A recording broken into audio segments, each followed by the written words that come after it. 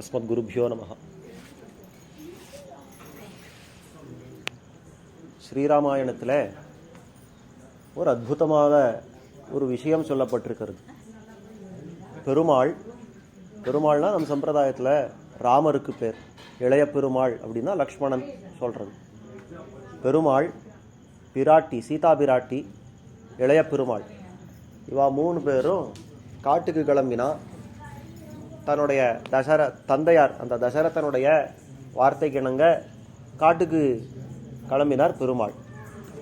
அந்த காலத்தில் முதல் நாள் எங்கே தங்கினார் அப்படின்னா, முதல் நாள் 2வது நாள் எங்கே தங்கினார் அப்படின்னாக்கா பக்கத்துலேயே ஸ்ருங்கிபேரபுரம்னு இருக்குது. இன்றைக்கும் அயோத்தியன்னும் சித்திரக்கூட்டத்துக்கு போடுற வழியில் கொஞ்சம் தூரத்தில் கொஞ்சம் தொலைவில் ஒரு ஊர் ஸ்ருங்கிபேரபுரம் அப்படின்னு, கங்கா தீரம். அந்த ஸ்ருங்கிபேரபுரத்தில் பெருமாள் தங்கினார், இரவு தங்கினார். அந்த ஸ்ருங்கிபேரபுரத்துக்கு என்ன பெருமை, என்ன ஒரு விஷயம் முக்கியத்துவம் அப்படின்னா, குஹப்பெருமாள், குஹன் அப்படின்னு நம்ம எல்லாம் கேள்விப்படுறோம் இல்லையா, அந்த வேடன் குஹன், வேடர்களுக்கு அரசன். அந்த குஹப்பெருமாள் வாசம் பண்ண இடம் ஸ்ருங்கிபேரபுரம். அப்பேற்பட்ட அந்த ஸ்ருங்கிபேரபுரத்தில் பெருமாள் அன்னைக்கு இரவு தங்கினார். அந்த தங்கின காலத்தில் ஒரு விசேஷத்தை பார்த்து காட்டுறார் நம்முடைய ஆச்சாரியர்கள் ஸ்ரீராமாயணத்தில். என்ன நடந்தது? அன்றைக்கி ராத்திரி பெருமாள் அன்றைக்கி சாயங்காலம் பெருமாள் ஒன்றுமே அமுது செய்யலை, அதாவது ஒன்றுமே சாப்பிடல. மத்தியானம் போய் சேர்றார் ஸ்ருங்கிபேரபுரத்துக்கு. லக்ஷ்மணன் இளைய பெருமாளை பார்த்து சொல்கிறார், லக்ஷ்மணா, இந்த இடம் நன்னா இருக்கிறது, இங்குதி விருட்சமாக இருக்கிறது, பக்கத்தில் கங்கா நதியாக ஓடுறது, நல்லா குளிர்ச்சியாக இருக்கிறது, இங்கே தான் ஒரு ராத்திரி தங்கலாம், இன்றைக்கி இரவு இங்கே தங்கலாம் அப்படின்னு பெருமாள் முடிவாக சொல்கிறார். இந்த காலத்தில் அந்த செய்தி அங்கே இருந்த வேடர்களுடைய அரசன் அந்த குஹப்பெருமாளுக்கு அந்த செய்தி போகிறது, இப்படி இக்ஷ்வாக்கு வம்சரான ராமர் இங்கே வந்து இருக்கிறார், தங்கி இருக்கிறார் அப்படின்றது அங்கே தெரிய வருது. உடனே அவன்கிட்ட இருக்கிற எத்தனை உபகாரங்களோ, பழங்கள் வகைகள் எத்தனை இருக்கிறதோ எல்லாத்தையும் கொண்டு வந்து பெருமாள் முன்னாடி வச்சு சொல்கிறார். குஹப்பெருமாள் சொல்கிற அற்புதமான வார்த்தை, பெருமாளே ராமா, இது அத்தனையும் நீ சமர்ப்பித்துக்கோ, அந்த அயோத்தியா ராஜ்யம் உனக்கு இல்லை அப்படின்னு கவலைப்படாத. உன்னை வெளியேற்றுட்டா அப்படின்னு கேள்விப்பட்டோம், நமக்கே ரொம்ப துக்கமாக இருக்கிறது. ஆனாலும் நீ கவலைப்படாத, இந்த அயோத்தியா ராஜ்யம் இல்லைன்னா இந்த ஸ்ருங்கிபேரபுரம் பூர்த்தி உன்னது, இந்த ராஜ்யம் பூர்த்தி உன்னது, நமக்கெல்லாம் நீ அரசாயிரு, நம்ம எல்லாம் ஆண்டு இங்கேயே சுகமாக இரு. 14 வருஷம் தானே, 14 நிமிஷம் போல கழிஞ்சு போயிடும், இங்கேயே இரு, சுகமாக இரு, இந்த உபகாரங்களெல்லாம் எடுத்துக்கோன்னா பெருமாள் பார்த்தார். அவர் சொல்கிறார், அவருக்கு அந்த உபகாரங்களை ஸ்வீகாரம் பண்ணுறதுக்கு திருவுள்ளம் இல்லை, அதாவது மனசு இல்லை. ஆனபடியால் சொல்கிறார் குஹனு பார்த்து, நான் இன்னைக்கு தான் காட்டுக்கு கிளம்பியிருக்கேன், என்னுடைய தாய்க்கு நான் பிரதிஜை பண்ணி கிளம்பியிருக்கேன், நான் ஒரு தாபசன் மாதிரி, அதாவது ஒரு ரிஷியை போல இருக்கேன்னு நான் சொல்லியிருக்கேன், இந்த மாதிரியெல்லாம் இங்கே ஆள் அங்கே ஆள் இல்லைன்னு எனக்கு ஒத்து வராது, இத்தனை உபகாரங்கள் ஸ்வீகாரம் பண்ணுறது ரிஷிக்கு தகாது, ஆனபடியால் இதெல்லாம் என்கிட்ட கொண்டுறாதே மறுத்துட்டார். மறுத்துனதுக்கப்புறம் என்ன பண்ணார்னா, லக்ஷ்மணன் சொல்கிறார், போய் கங்கையில் கொஞ்சம் தீர்த்தம் எடுத்துன்னு வா, சந்தியாவந்தனம் பண்ணி இன்னைக்கு சாயங்காலத்துக்கு தீர்த்தந்தான் எனக்கு ஆகாரம். பெருமாள் முடிவு எடுத்துட்டார், தீர்த்தந்தான் ஆகாரம், தீர்த்தம் சாப்பிட்டார், அன்னைக்கு ராத்திரி சயனிச்சுக்கணும். சயனிக்கிறா பெருமாளும் பிராட்டியும் அங்கே தரையில். அங்கே என்ன இருக்கிறது, அது ஒரு காடு தானே, இன்னைக்கே சின்ன ரொம்ப குக்கிராமம் அது. அந்த காலத்தில் கேட்கவா வேண்டாம், ஒரு பெரிய காடு. அந்த காட்டில் இருக்கிறச்ச அங்கே அந்த தரையிலேயே கொஞ்சம் இடம் பண்ணி கொடுத்துருக்கா, நல்ல இந்த புல்லெல்லாம் போட்டு கொடுத்துருக்கா. அன்றைக்கி அங்கே இருந்தால் ஒரு குஷன் அதுதானே, அப்போ புல்லெல்லாம் போட்டு இலையெல்லாம் போட்டு இந்த மாதிரி நல்லா ஒரு மெத்தையாட்டம் பண்ணி கொடுத்துருக்கா அந்த சேவக்காலெல்லாம். இந்த காலத்தில் பெருமாளும் பிராட்டியும் சயனிச்சுட்டு இருந்தா சுற்றி 500 பேர், குஹனுக்கு பரிகாரம் எத்தனை பேர்னா 500 பேர் மேலே இருந்தாலும், 500 படகுகள், ஒரு படகுக்கு ஒருத்தன் அப்படின்னு வச்சுருந்தாலும் 500 பேர் மேலே அந்த பரிகாரங்கள், இன்னும் 1000 கணக்கான பரிகாரங்கள் அப்படின்னு வச்சுக்கோங்க அவனுடைய சேவகர்கள். அப்பேற்பட்டவர்களோட வந்து பெருமாளை சேவிக்கிற காலத்தில் அன்றைக்கி ராத்திரி நடந்தது என்ன அப்படின்னா, தூங்கினது 2 பேர் அப்படின்னு காட்டுறாருங்க சரித்திரத்தில். அன்றைக்கி ராத்திரி நன்னா தூங்கினது, கண் வளர்ந்தது 2 பேர், பெருமாளும் பிராட்டியும். மற்றவாளெல்லாம் என்ன பண்ணிட்டு இருந்தா சுவாமி, ராத்திரிலாம் தூங்க வேண்டாமோ அப்படின்னா, வேற ஒன்றும் இல்லை, பெருமாளும் பிராட்டியும் அங்கே சயனிச்சுட்டாரு இல்லையா. லக்ஷ்மணன் இளைய பெருமாளுக்கு ஒரே துக்கம், ஐயோ எப்பேற்பட்ட ஹம்சத்தூலிகா தல்பத்தில் சயனிச்சுக்க வேண்டியவா, எத்தனை மென்மையான திருமேனி, எத்தனை சுகுமாரமான திருமேனி, அவள் போய் இந்த கருடு முருடான மண்ணு தர இந்த கல் தரையில் போய் படுத்துக்கலாமா? எனக்கே பொறுக்கலையே. பெருமாளான ஒரு காலத்தில் இந்த மாதிரி சயனிச்சது உண்டு. அதாவது அவர் குருகுல வாசம் பண்ணார். அந்த வசிஷ்டர் இடத்துல போய் ஆசிரமத்தில் போய் கற்றுன்னு வந்தார். பிரம்மச்சாரியா இருக்கச்சே தரையில தான் படுத்துக்கணும். அப்போ எல்லாம் படுக்க இல்லை. அப்போதானே கொஞ்சம் பழகி இருக்கார், பரவாயில்ல. சீதா பிராட்டி என்ன பண்ணா?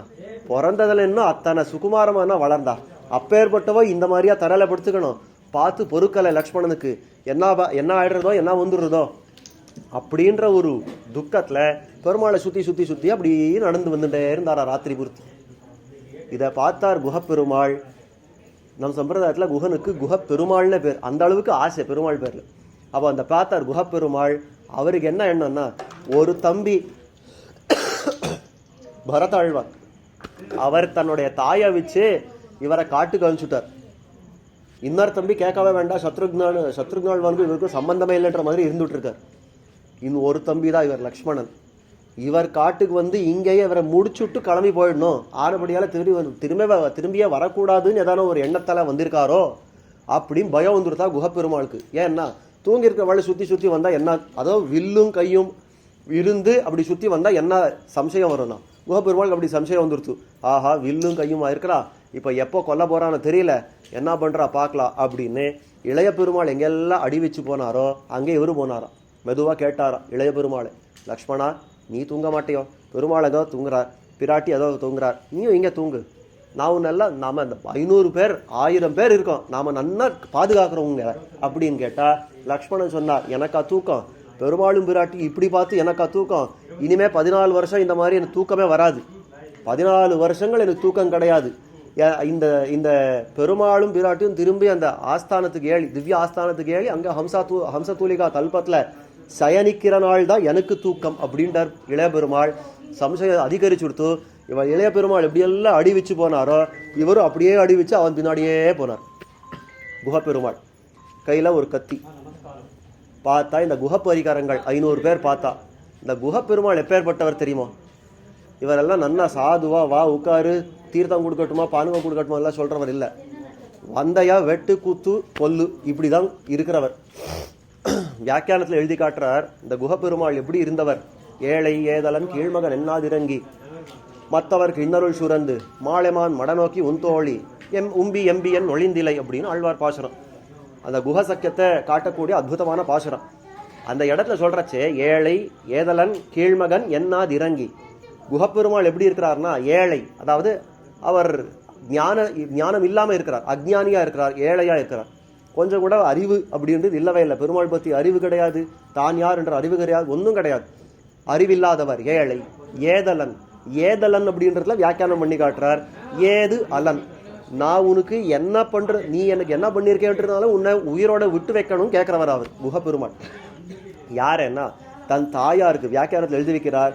அவருடைய தாயாருக்கு கழுத்தில் அவர் கத்தி வச்சு சோறு போடுறியா குத்தட்டுமா அப்படின்னு வரான். அத்தனை நல்லவர் அந்த குஹப்பெருமாள். அந்த குஹப்பெருமாள் அந்த கத்தியை வச்சு சோறு போடுறியா அப்படின்னு கேட்பாரு. இத்தனைக்கும் அந்த ஸ்ருங்கிபேரபுரம் அப்படின்னு சொன்னாரு, அதுவும் ஒன்று தெரிஞ்சுட்டா குஹப்பெருமாளுடைய அந்த கிரௌரியம் தெரியும். அதாவது முன்னே இருந்த கிரௌரியம் என்னன்னா, ஸ்ருங்கின்னா சம்ஸ்கிருதத்தில் அந்த கோடு இருக்கிற மான், அதுக்கு தான் ஸ்ருங்கின்னு பேர். அந்த மானை போல பொம்மைகளெல்லாம் பண்ணி வச்சுருப்பாரா இந்த குஹப்பெருமாள். எதுக்கு? ஸ்ருங்கி பேரம் அப்படின்னா மான் போல இருக்கிற பொம்மைகள் எல்லாம் பண்ணி வச்சுருப்பார். ஏன்னா இந்த பொம்மைகள் எல்லாம் வச்சு நிஜமான மானை அங்கே வரவழைச்சுட்டு அதை கொன்று தான் சாப்பிடணும் அப்படின்றபடியாக இத்தனை நல்லெண்ணம் கொண்டவர். ஊருக்கு பேரே ஸ்ருங்கிபேரபுரம்னு. தாயாருடைய கழுத்தில் கத்தி வச்சு சோறு போடுறியா குத்தட்டுமா அப்படின்னு கேட்குறவர். இந்த பரிகரங்கள் எல்லாம் பார்த்தாரா, இந்த மாதிரி பிறப்பிலேயே கொல்லு வெட்டு குத்து அப்படின்னு இருக்கிறவர். இவர் இளைய பெருமாள் பின்னாடி கத்தியால உருவெண்டு அப்படியே போயிட்டு இருக்கார். இவர் என்ன பண்ணிட்டு வரோம், பெருமாளுக்கு என்ன வந்துடுமோ அப்படின்னு பயந்துட்டு இந்த குஹப்பெருமாள் பின்னாடி இந்த 500 பேர் அப்படியே நடந்து வந்தாராம். கடைசியில் ஆச்சாரியார் காட்டினா அன்னைக்கு ராத்திரி நடந்தது என்னன்னா, பெருமாளும் பிராட்டியும் சயனிச்சிருக்கிறா. பிராட்டிய பெருமாள் சுற்றி முதல்ல இளைய பெருமாள் வரார், அவர் பின்னாடி குஹப்பெருமாள் வரார், அவர் பின்னாடி பரிகரமா வருது. இந்த மாதிரி எல்லாரும் சுற்றி சுற்றி சுற்றி சுற்றி பெருமாளை பாதுகாத்திருக்கா. கேட்டா வியாக்கியானத்தில் விசாரிச்சா இத்தனைக்கும் இந்த குஹபரிகரத்துக்கும், குஹபரிகரம்னா குஹனோட இருந்த அந்த ஜனங்களுக்கும் அந்த வேடர்களுக்கும் ராமனுக்கும் எத்தனை வருஷம் பரிச்சயம், எத்தனை வருஷம் பழக்கம்? கிடையவே கிடையாது.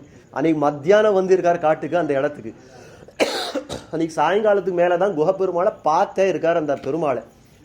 ஒரு சாயங்காலம் பார்த்த மாத்திரத்தில் பெருமாளுடைய திருமேனியை பார்த்தவர் அன்னைக்கு ராத்திரி இந்த பாடுபட்டு இருக்கிறார்னா எழுதி வைக்கிறார் ஒரு அற்புதமான வார்த்தை. ஒரு நாள் திருமுகத்திலே விழித்தவர்களை வடிவழகுபடுத்தும் பாடாயித்திதுன்னு காட்டுறார். ஒரு நாள் பெருமாளுடைய திருமுகத்தை பார்த்தானோ, அந்த வடிவழகை பார்த்தானோ, இந்த அழகுக்கு என்ன வந்துடுமோ அப்படின்னு குஹப்பெருமாள் போல்வார் பரியணும். அப்படின்னா எப்பேற்பட்ட சௌகுமாரியம் பெருமாளுக்கு. நாமெல்லாம் அந்த பரிந்து அவனுக்கு பல்லாண்டு பாடும் படிக்கு அவனுடைய சௌகுமாரியம் இருக்கிறதே, அவனுடைய சௌந்தரியம் இருக்கிறதே. இந்த பேர் அழகுக்கு என்ன வந்துடுறதோ, இவனுடைய சௌகுமாரியம் அதாவது மென்மைக்கு என்ன வந்துடுறதோ அப்படின்னு ரொம்ப ஆச்சரியமாக காட்டக்கூடிய ஒரு விஷயம்.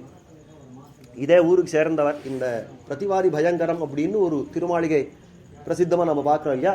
அந்த பிரதிவாதி பயங்கரம் அண்ணா அப்படின்னு திருநாமம் மணவாள மாமுனிகளுடைய 8 பிரதான சிஷ்யர்களுக்குள்ள ஒருவர், அஷ்ட திக்கஜாச்சாரியர்களுக்குள்ள ஒருவர் அப்படின்னு போத்தப்படுறவர்.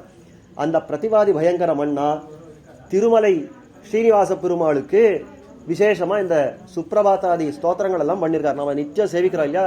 இந்த கௌசல்யா சுப்ரஜாராமாவுக்கு அப்புறம் திருமலைப்பனுடைய சுப்ரபாத்தம் பிரபத்தி ஸ்தோத்திரம் இதெல்லாம் சேவிக்கிறோம் இல்லையா. இதெல்லாம் பண்ணவர் அந்த பிரதிவாதி பயங்கரம் அண்ணா அப்படின்றவர். இன்றைக்கு ஒரு 600 வருஷத்துக்கு முன்னாடி அவர் எழுந்தொழி இருந்தார். அந்த காலத்தில் திருமலையில் நிச்சய கைங்கரம் பண்ணக்கூடியவர், தீர்த்த கைங்கரங்கள் எல்லாம் பண்ணக்கூடியவர். அவர் தான் தன்னுடைய ஆச்சாரியரான மணவாள மாமுனிகளுடைய நியமன பேரில் அந்த பெருமாளுக்கு சுப்ரபாத்தாதி ஸ்லோக சதுஷ்டயத்தையும் அங்கே ஸ்தோத்திர சதுஷ்டயத்தையும் அங்கே சமர்ப்பித்தார் அப்படின்னு ஐதிஹ்யம். அப்படி சமர்ப்பிக்கிறச்சே அங்கே ஒரு இடத்துல சொல்கிறார், ரொம்ப ஆச்சரியமாக சொல்கிறார். என்னன்னா அதாவது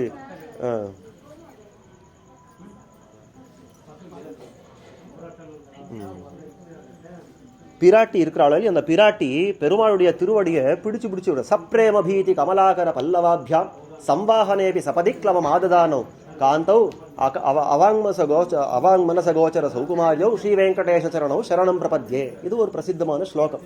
அந்த வெங்கடேச பிரபத்தியில் வரக்கூடிய ஒரு ஸ்லோகம். அதில் என்ன சொல்றது அப்படின்னாக்கா சப்ரேம பீதி கமலாகர பல்லவாபியாம். கமலா அப்படின்னா பிராட்டிக்கு பேர். பெரிய பிராட்டியா இருந்தாலும் மேலும் நாச்சியார் இருக்காளே அவளுக்கு கமலா அப்படின்னு பேர். அந்த கமலையானவள் பெருமாளுடைய திருவடியை பிடிச்சு விடுறாளாம். அப்படி பிடிக்கிறச்சே எப்படி பிடிக்கிறா, அவளுக்கு இருக்கிற பாவம் என்னன்னா பிரேம பீதி. ஒரு இடத்துல பிரேமம், ஒரு இடத்துல பீதி. பிரேமம்னா ஆசை. என்னுடைய கணவனுக்குன்னா நான் இந்த மாதிரி கால் பிடிச்சு விடுறேன். எத்தனை அற்புதமான திருவடி, என்னுடைய கணவனுடைய திருவடி, பெருமாளுடைய திருவடி அப்படின்னு பிரேமத்தோடு பிடிக்கிறா. அந்த பிரேமத்தோட பிடிக்கிறச்சே பக்கத்துல பயமும் இருக்கா அவளுக்கு. பிரேம பீதி பீதி.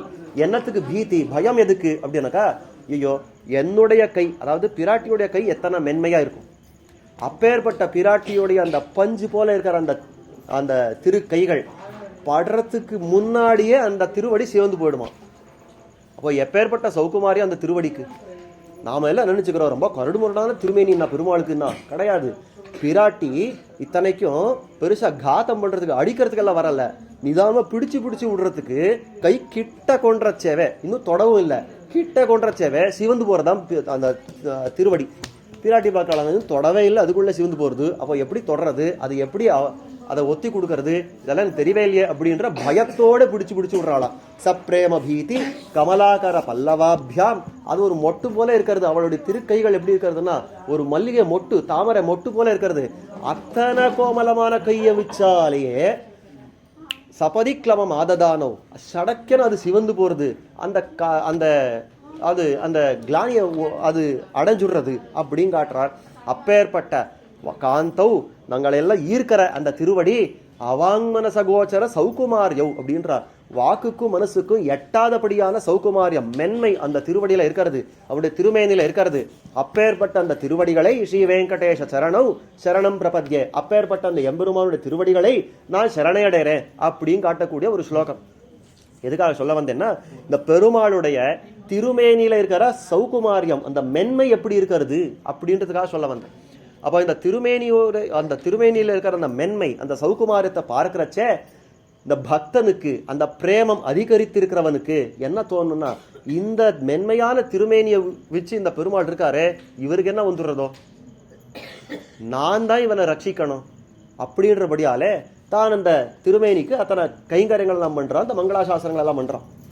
அப்படி பண்ணுறச்சே மங்களாசாசனம் இத்தனை நாள் பார்த்துட்டு வர்றோமே, நாம எல்லாம் எப்படி மங்களாசாசனம் பண்ணணும் பெருமாளுக்கு? முன்னாடியே அப்படியே விண்ணப்பிச்சிருக்கேன், போய் நின்று பெருமாளே நீ நன்னாயிரு, பல்லாண்டு நீ நன்னாயிரு கேட்கறது ஒன்று. இப்போதைக்கு நமக்கு ரொம்ப முக்கியமாக வேண்டியது என்னன்னா, பெருமாளே நீ சீக்கிரம் உள்ள கிளம்பிடு. இது இன்னொன்று, எத்தனை சீக்கிரம் முடியுமோ இந்த பாலாலயத்தை முடிச்சுண்டு உள்ள உன்னுடைய ஸ்வஸ்தானத்தில் எழுந்துருளி அங்கே திவ்ய ஆஸ்தானத்தில் நமக்கு எல்லாம் சேவை சாதிக்க வேணும் அப்படின்னு பிரார்த்திக்கிறது. இது ரெண்டாவது. இதெல்லாம் ஒரு பக்கம். மூணாவது ஒன்று இருக்கிறது, இதெல்லாம் நீங்கள் நித்தியமே பண்ணிருக்கிறது. அதனுடைய ஸ்லாக்கியத்தை உங்களுக்கு தெரியுமோ இல்லையோ தெரியாது. நீங்கள் பண்ணிருக்கிறது எத்தனை பெரிய விஷயன்றதை நான் இப்போ சொல்ல போகிறேன்.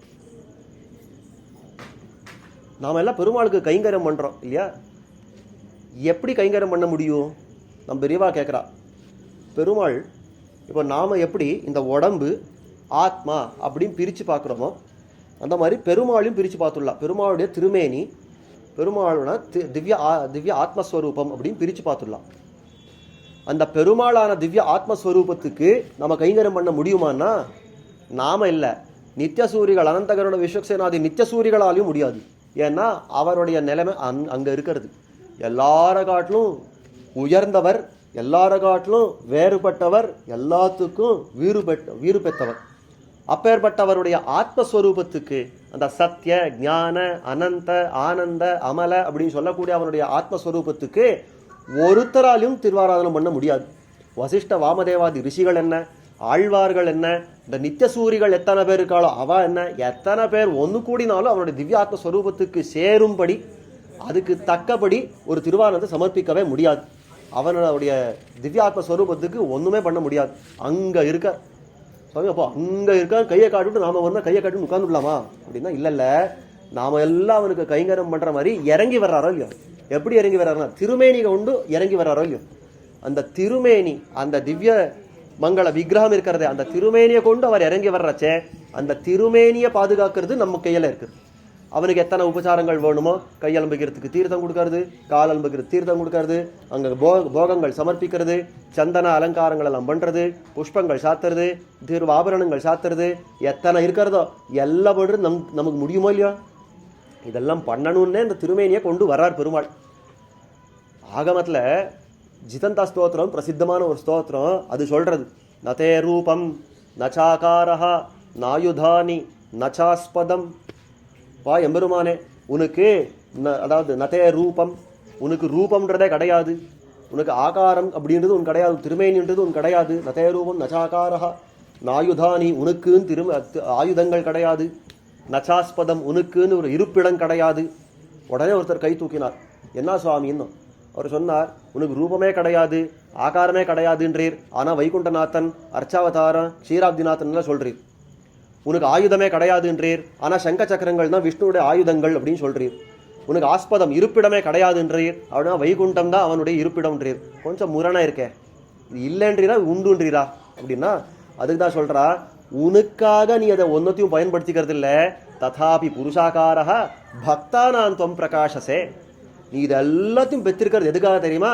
உன்னுடைய பக்தர்கள் உனக்கு வந்து சேவிக்கணுன்றதுக்காக, அந்த பக்தர்களுக்கு சேவை சாதிக்கிறதுக்காக, அந்த பக்தர்களால சேவை கொள்றதுக்காகவே இத்தனை விஷயங்கள் கொண்டிருக்கே. உனக்கு திருமேனியும் பக்தர்கள் காட்டுறதுக்குவே, இந்த ஆயுதங்களும் பக்தர்கள் காட்டுறதுக்காகவே, அதே மாதிரி இந்த ஆஸ்பதங்கள் வைகுண்டம் என்ன, இந்த முதலான இத்தனை இடங்களெல்லாம் பார்க்குறோமே, பஞ்ச பிரகாரங்கள் இருக்கிற இடங்களெல்லாம் பார்க்குறோமே, எல்லாம் எதுக்குன்னா பக்தர்கள் பக்தர்கள் பக்தர்களுக்காகவே, வேற ஒரு பிரயோஜனமும் இல்லை அவனுடைய திருமேனிகள் எல்லாம் கொண்டு.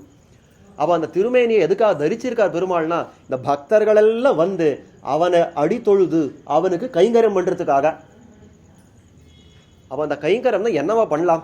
அவனுடைய திருமேனிக்கு என்ன கைங்கரியம் பண்ணலாம் அப்படின்னா, அவனுக்கு பாதுகாக்கலாம். அதாவது இந்திரனோடு பிரமன் ஈசனுமே வெல்லாம் அப்படின்னு சொல்கிற இடத்துல ரொம்ப ஆச்சரியமாக காட்டுறார். அந்தி போது இதுவாகும் அழகனே காப்பிடவாராய், அந்தியம்போது இதுவாகும் அழகனே காப்பிடவாராய் அப்படின்னு. சந்தியா காலம் ஆயிடுத்து, சாயங்காலம் ஆயிடுத்து, கண்ணா எங்கேயும் ஓடிபடாதே, வா உனக்கு நான் காப்பிடுறேன். எனக்கு இது காப்புன்னா, எங்கெங்கே போய் வந்திருக்கியோ உனக்கு திருஷ்டி சுற்றி விடுறேன், வா. நீ எங்கேயும் போயிடக்கூடாது, இனிமே எங்கேயும் போயிடக்கூடாது, நீ என் பக்கத்துலேயே இரு. உனக்கு நன்னா இந்த பாலை முதுகெல்லாம் காய்ச்சி வச்சிருக்கேன், நன்னா அமுது செய். உனக்கு வெண்ணெய் எல்லாம் நன்னா திரட்டி வச்சிருக்கேன், வெண்ணெயை சாப்பிடு. உனக்கு எத்தனையோ இந்த அதாவது இந்த அப்பங்கலந்த சித்துண்டி அக்காரம் பாலில் கலந்துன்னு எத்தனையோ எல்லாம் பண்ணி வச்சிருக்க, வா அமுது செய். உனக்குன்னு குளிப்பாட்டுறதுக்கு இல்லாத தீர்த்தம் எல்லாம் தயார் பண்ணி வச்சிருக்க, வா குளிச்சு நன்னா அலங்காரங்கள் பண்ணிக்கோ. இந்த மாதிரி அவனுடைய திருமேனியை பாதுகாக்கிறதுலையே எல்லாம் கைங்கரியம் பண்ற மாதிரி நம்முடைய கைங்கரியம்னாலே இதுதானே பண்றோம். அவனுடைய திருமேனிக்கு வேண்டிய விஷயங்கள், அவனுடைய அமுதுபடி சாத்துபடி, அவன் அலங்காரங்களுக்கு வேண்டிய விஷயங்கள், அவனுடைய போகத்துக்கு வேண்டிய விஷயங்கள், அவருடைய இருப்பிடத்தை பாதுகாக்கிறதுக்கு வேண்டிய விஷயங்கள், இதுதானே கைங்கரியம் சொல்றோம். இதெல்லாம் பண்ண என்ன நடக்கும்னா அவனுடைய திருமேனி காக்கப்படும். ஆமாவா? அப்போ நாம இதை பண்றது மூலமா என்ன சேரும்னா அவனுடைய திருமேனி காக்கப்படும். அந்த திருமேனிக்கு ஒரு மெருகு ஊட்டும், அந்த திருமேனிக்கு ஒரு பெருமை சேரும். அப்போ இந்த எம்பெருமானுக்கு நாம பண்ற கைங்கரியம் என்னவா இருக்கிறது அப்படின்னா மங்களாசாசனம்னு சொல்லிடலாமா? ஏன் யோசனை பண்ணி பாருங்க, மங்களாசாசனம்னு என்ன சொல்லியிருக்கேன்? அவனுக்கு நீ நன்னாயிரு நன்னாயிரு நன்னாயிரு சொல்றதானே. அப்போ நாம இந்த கைங்கரியங்கள் எல்லாம் பண்றோமே, இதெல்லாம் என்னவா இருக்கிறதுன்னா நாம உடம்பால பண்ணக்கூடிய மங்களாசாசனம். நம்ம ஒரு வாய் வார்த்தையா சொல்லல, உடம்பாலையும் மங்களாசாசனம் பண்றோம். இப்போ என்னத்தை பண்றோம்னா புஷ்பத்தை தொடுக்கிறோம், இங்க இருக்கிற இந்த சுத்தி என்ன வேணுமோ அதெல்லாம் சுத்தி பண்றோம், வேண்டிய உபச்சாரங்கள் எல்லாம் பண்றோம், பெருமாளுக்கு என்ன சேவிக்கணுமோ எல்லாம் சேவிக்கிறோம். அப்போ இங்க இருக்கிறவா அத்தனை பேர் கூடி இருக்கிறவா அத்தனை பேர் என்னவா பண்றோம்னா ஏதோ ஒரு விதத்துல பெருமாளுக்கு கைங்கரியம் பண்றோமோ இல்லையோ. அப்போ அந்த கைங்கரியம் என்னவா ஆயிடும்னா மங்களாசாசனமா ஆயிடும். இப்போ நாம 3 கரணங்கள் பெற்றிருக்கிறோம், மனசு, அந்த வாக்கு அதாவது வார்த்தை, காயம், இந்த உடம்பு. இந்த முக்கரணங்களாலையும் நாம பெருமாளுக்கு மங்களாசாசனம் பண்ணணும். எப்படி பண்ணலாம்? இந்த முன்னாடியே பார்த்தேன், மனசால நம்ம மங்களாசாசனம் பண்றதுன்னா அவனை தியானம் பண்ணி நீ நன்னாயிரு நன்னாயிரு அப்படின்னு மனசால தியானிக்கிறது. ரெண்டாவது வாக்கால என்ன பண்ணலாம் அப்படின்னாக்கா பல்லாண்டு பல்லாண்டு பல்லாயிரத்தாண்டுன்னு ஒரு பாசனம் சேவிச்சு அவனுக்கு மங்களாசாசனம் பண்றது. மூணாவது உடம்பால நம்ம என்ன பண்ணலாம்னா நாம பண்ற ஒவ்வொரு கைங்கரியமுமே இது அதுன்னு ஒண்ணுமே கிடையாது, எந்த கைங்கரியம் பண்ணாலும் அது மங்களாசாசனமாகவே முடியும். அதுக்காக நம்ம ஆச்சாரியால் காட்டுறா கைங்கரியம்னா வேற ஏதோ, மங்களாசாசனம்னா வேற ஏதோ நினைச்சுக்காதீங்கோ. மங்களாசாசனம்னு வாயால சொல்றது வாச்சா கைங்கரியம், வாக்கால பண்ணக்கூடிய கைங்கரியம். இத்தனை பேர் கோஷ்டியார் இப்போ ஏதான ஒரு பாலாலயம் நடந்தது, அப்போ பார்த்தோம் இத்தனை பேர் கோஷ்டியாரெல்லாம் வந்தா, இனிமேல் சம்பிரோட்சம் நடக்கிறதுன்னா இன்னும் அத்தனை பேர் கோஷ்டியாரெல்லாம் வரா. அன்னைக்கு ஏதான ஒரு பெரிய உற்சவம்னா அத்தனை பேர் கோஷ்டியாரெல்லாம் வந்து பாசுரங்களெல்லாம் சேவிக்கிறான்னா அதுக்கு என்ன பேர்? வாச்சா கைங்கரியம்னு பேர். அதாவது வாக்காலே அவ பண்ணக்கூடிய கைங்கரியம், அத்தனை பாசுரங்களெல்லாம் சேவிச்சு வேதங்களெல்லாம் விண்ணப்பிச்சு பெருமாளை உகப்பிக்கிறாள் இல்லையோ. அப்போ அது எல்லாம் பண்றது அதுக்கு என்ன பேர்னா வாச்சா கைங்கரியம், வாக்காலே பண்ணக்கூடிய கைங்கரியம். நம்ம உடம்பால ஏதோ கைங்கரியம் பண்ணிருக்கோமே, இதுக்கு என்ன பேர்னா காயா மங்களாசாசனம்னு பேர். உடம்பால பண்ணக்கூடிய மங்களாசாசனம். நீ நன்னாயிருன்னு காட்டுறதுக்கு நான் வார்த்தை பேசல, வேற ஒன்றும் பண்ணல, உடம்பால ஏதோ ஒரு காரியம் பண்ணி நீ நன்னாயிருன்றத அங்க ஸ்தாபிச்சுட்டு இருக்கேன். அப்போ இந்த கைங்கரியம் மங்களாசாசனம் அப்படின்றதெல்லாம் ஏதோ வேற வேறையான விஷயங்கள் கிடையாது, எல்லாமே ஒரே விஷயம்தான். நம்ம மங்களாசாசனம் பண்ணாலும் கைங்கரியம் தான் பேரு, கைங்கரியம் பண்ணாலும் மங்களாசாசனம் தான் பேரு. அப்போ நம்ம எல்லாம் என்ன பண்ணிருக்கோம்னா இத்தனை வருஷமும் அதே தான் பண்ணிட்டு இருக்கோம். ஆனா இதுதான் தெரியாம வேணா பண்ணிருக்கோம் அப்படின்னு நான் சொல்லாம வழியா இதை நம்ம புதுசா ஏதோ கத்துண்டு பண்ணணுமே அவசியமே இல்லை. நம்ம நிச்சயம் பண்றதே. ஆனா நம்ம இனிமே பார்க்கிற பார்வை எப்படி இருக்கும்? நான் இத்தனை நாள் ஏதோ ஒரு விஷயமா பண்றேன், இனிமே நான் என்னவா பார்த்து அந்த கைங்கரியத்தை பண்றேன்னா இனிமே நம்ம பண்றதெல்லாம் மங்களாசாசனமாவே இருக்கிறது. நான் என்ன பண்ணாலும் பெருமாளுக்கு என்ன சொன்னாலும் என்ன பண்ணாலும் என்ன நினைச்சாலும் எல்லாமே அவருடைய மங்களத்துக்காகவே இருக்கணும் அப்படின்ற இந்த விதம் இருக்கிறதே, இதுக்குதான் மங்களாசாசனம் கைங்கரியம் அப்படின்னு பேர். அப்போ இந்த திவ்ய தேசத்துல நாம எல்லாம் என்ன கைங்கரியம் பண்ணலாம்னா முதல்ல மனசால இந்த திவ்ய தேசம் இன்னும் நன்னா தழைச்சு நிற்கணும் அப்படின்றத யோசனை பண்ணணும். இந்த திவ்ய தேசம்னாலே அவன் பார்த்துக்கிறான் இவன் பார்த்துக்கிறான் எங்கேயோ எப்படியோ கடக்கிறது போ, அது இருந்தால் நம்ம போய் சேவிச்சுக்கலாம் அப்படின்றதெல்லாம் வரவே கூடாது. இந்த மாதிரி கோவில்கள் இருந்தாலே என்னால் ஆன ஒரு பெரிய விஷயம் என்னன்னா எனக்கு வேற என்ன பண்ண முடியுமோ இல்லையோ குறைஞ்சபட்சம் ஒன்று பண்ணலாம். அந்த திவ்ய தேசத்தில் இல்லை அந்த கோவிலில் பெருமாள் இருக்காரே நன்னா இருக்கணும், 100 காலம் ஆண்டு ஊழி காலத்துக்கும் நன்னா இருக்கணும் நன்னா இருக்கணும் நன்னா இருக்கணும். இது ஒன்று நினைக்கலாமா இல்லையோ, சுத்த மனசோட நினைக்கலாமா இல்லையோ, முதல்ல இதை பண்ணணும். ரெண்டாவது என்ன பண்ணணும்னா அடிக்கடி இல்லை நித்தியமே வரணும் பெருமாள் முன்னே வந்து பல்லாண்டு பல்லாண்டு எம்பெருமானே நீ நன்னாயிரு வாக்காலே சொல்லணும். மூணாவது இருக்கவே இருக்கு நம்ம பண்ணக்கூடிய கைங்கரியங்கள் பெருக்கிறோமா துடைக்கிறோமா. ஆழ்வார் நேத்திக்கு பாசுரம் எடுத்து காட்டினார், அதாவது நம்மாழ்வார் சொல்கிறார், கடைத்தலை சீக்கப்பெத்தால் கடுவினை களையலாமே அப்படின்றார். அங்கே அனந்தபுரத்துக்கு போங்க, திருவனந்தபுரத்துக்கு போங்க, அங்கே போனால் தொடப்பம் இருக்கும், எடுத்து பெருக்குங்க. அங்கே கைங்கரம் கொடுப்பாளாம், நான் பார்த்ததில்லை, அங்கே கைங்கரம் கொடுப்பாளாம். தொடப்பம் எடுத்துன்னு பெருக்குங்கன்னு. அந்த பெருக்குனா என்ன நடக்கும்னா, எத்தனை தூசி கணங்களெல்லாம் தள்ளுறீங்களோ அத்தனை பாவங்களெல்லாம் ஓடி போயிடும் அப்படின்றது. அந்த மாதிரி அந்த கைங்கரியங்களெல்லாம் பண்ணுங்க, அதுவே ஒரு மங்களாசாசனம். ஏன்னா அவன் இருக்கிற இடத்த நான் சுத்தி பண்ணேன்ற ஒரு மங்களாசாசனம் இல்லையாது. புஷ்பத்தை தொடுத்து கொடுத்தேன்னா அவனோட திருமையில இந்த மெருகூற்ற அந்த புஷ்பத்தை சாத்தினேன்ற ஒரு கைங்கரியம் இல்லையாது. அப்போ எல்லாமே அவனுக்கு மங்களாசாசன ரூபமாக இருக்கிறது. வாங்க கைங்கரியம் பண்ணுங்க, உடம்பால என்ன முடியுமோ அந்த கைங்கரியங்களை பண்ணுங்க. அப்போ உடம்பும் அவனுக்கே சீமிதம், இந்த மனசும் அவனுக்கே சீமிதம், இந்த மனசும் அவனுக்கே சீமிதம். அப்போ இந்த எல்லாமே முக்கரணங்களும் அவனுக்காகவே வாழ்றது தான் பக்தனுடைய லட்சணம்னு காட்டுறான். ஒரு பக்தன் எப்படி இருக்கணும் அப்படின்னா, 3 கரணங்களும் எப்போவுமே பெருமாளுடைய மங்களாசாசனத்திலேயே ஈடுபட்டு இருக்கணும். இந்த மங்களாசாசனத்தில் ஈடுபட்டிருக்கிறச்சே எனக்கு என்னான்றது ஒரு வரவே வராது. எம்பெருமானே உனக்கே எல்லாம் அப்படின்னு வந்து இருந்துடும். இது என்ன அப்படின்றத இன்னும் மேல்கொண்டு விஷயங்களை நாளைய தினம் பார்க்க பிராப்தம். ஸ்ரீமதே ராமானுஜாய நமஹ.